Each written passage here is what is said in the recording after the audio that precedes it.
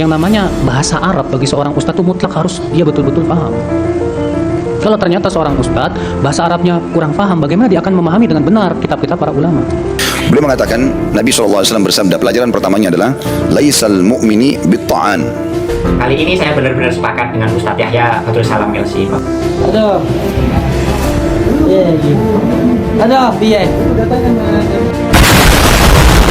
Assalamualaikum warahmatullahi wabarakatuh. Hamdan wa syukran lillah, sholatan wa salaman ala rasulillah, amma ba'd. Untuk teman-teman kaum muslimin dan muslimat dimanapun berada, semoga tetap diberikan kelancaran dalam menjalankan aktivitas dan selalu diberikan keberkahan dalam rezekinya. Kali ini kita akan merespon salah satu komentar dari netizen. Mungkin ini orang-orang Wahabi yang terlalu taklid buta kepada ustadznya ya. Setelah beberapa video yang lalu kita mengomentari dari bacaan dan penjelasan Ustadz Haris Abu Naufal. Kita baca teman-teman komentarnya. Kitab kuning itu nggak jelas, yang penting itu Al-Quran dan hadis. Ini orang nggak ngerti ya. Padahal kitab kuning ya, karya-karya ulama itu adalah representasi daripada Al-Quran dan hadis. Ya, kita belajar kitab kuning ataupun kitab putih, kitab kosongan itu sebenarnya itu adalah bentuk dari hasil ya, konklusi dari Al-Quran dan hadis. Makanya Anda siapa mau langsung memahami Al-Quran dan hadis tanpa nahwu shorof? Yang penting itu belajar akidahnya. Toh cuma belajar nahwu shorof saja, tapi masih tahlilan, haulan, maulidan. Coba tunjukkan hadis tersebut. Saya ketawa ini baca komentar dari yang penting belajar akidah, toh belajar nahwu shorof saja. Oke, saya akan tunjukkan betapa pentingnya nahwu shorof dari video Ustadz Anda sendiri. Kita simak dari penjelasan Ustadz Yahya Badrus Salam. Mengambil ilmu dari ustadz yang baca Qur'annya aja masih nggak benar, bahasa Arabnya masih suka sering salah, walaupun akidahnya bagus. Gimana tuh ustadz? Itu namanya ilmunya masih dangkal. Sebab yang namanya bahasa Arab bagi seorang ustadz itu mutlak harus dia betul-betul paham. Kalau ternyata seorang ustadz bahasa Arabnya kurang paham, bagaimana dia akan memahami dengan benar kitab-kitab para ulama? Ya, makanya hafal Islam azani Allah wa iyyakum. Tapi yang namanya kesalahan dalam bahasa Arab dalam artian dalam masalah yang sangat dalam, ini ya dalam belajar bahasa Arab kata para ulama tidak perlu kita juga terlalu buru. Ada orang sampai belajarnya itu sampai sastra-sastranya sedalam-dalamnya ya. Maka kalau lebih dari seperti itu kata para ulama terlalu berlebihan nggak bagus. Yang terpenting adalah kita belajar bahasa Arab, nahwu, shorof, demikian pula daripada balaghah yang cukup untuk kita untuk memahami Al-Quran dan hadis dan perkataan para ulama. Adapun kemudian terlalu memperdalam dalam masalah tersebut, maka itu pun kurang bagus. Ya.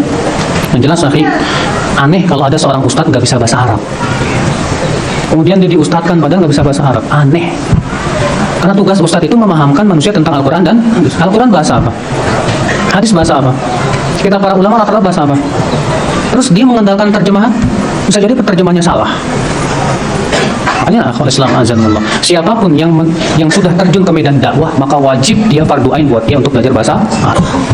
Kali ini saya benar-benar sepakat dengan Ustadz Yahya Badrus Salam LC bahwa orang yang nggak bisa bahasa Arab dan bacaan Quran, bacaan kitabnya masih keliru-keliru, itu berarti masih dangkal. Itu bukan saya yang ngomong ya, tapi Ustadz kalian sendiri. Yang kedua, saya juga sepakat dengan pendapat Ustadz Yahya Badrus Salam mengatakan Ustadz yang tidak bisa bahasa Arab itu Ustadz yang aneh gitu.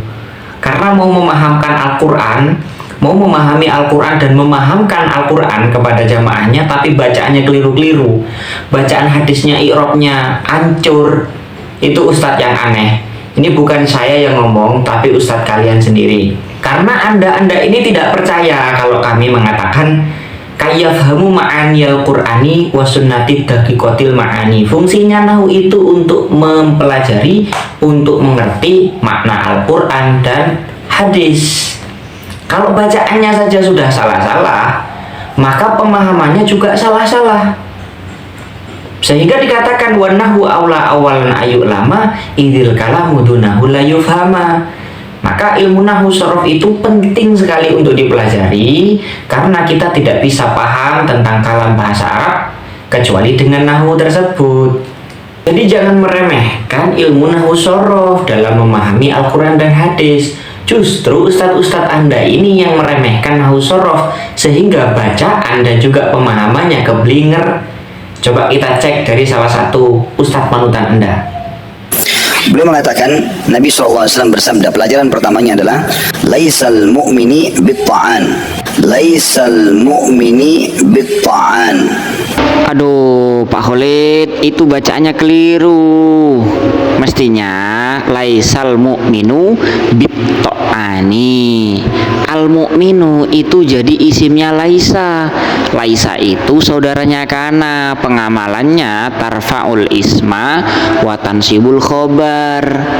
Ini hadis loh Pak Khalid. Kok bacaannya dikelirukan begitu? Ini bahaya ini termasuk bid'ah dari segi bacaan yang tidak sama dengan Rasulullah Shallallahu Alaihi Wasallam. Ini pentingnya kita belajar nahwu sorof dengan tahqiq. Semoga bermanfaat. Wallahu a'lam bishawab.